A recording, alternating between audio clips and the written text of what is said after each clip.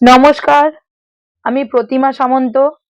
আজ আপনাদের আমি বলবো শিব চতুর্দশী তিথি কখন শুরু হচ্ছে এবং কখন সমাপ্ত হচ্ছে।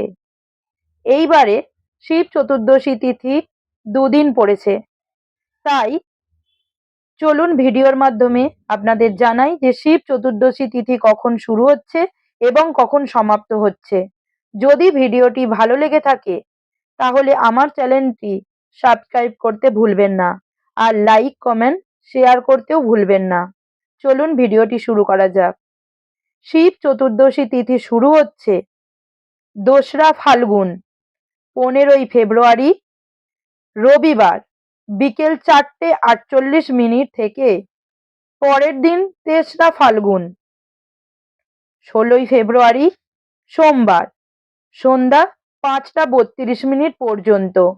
এই পরিস্থিতিতে যারা শিবরাত্রির ব্রত পালন করতে চান তাদের প্রত্যেককে বলবো যে আপনারা 2রা ফাল্গুন 15ই ফেব্রুয়ারি রবিবার দিন শিবরাত্রির ব্রত পালন করতে পারেন।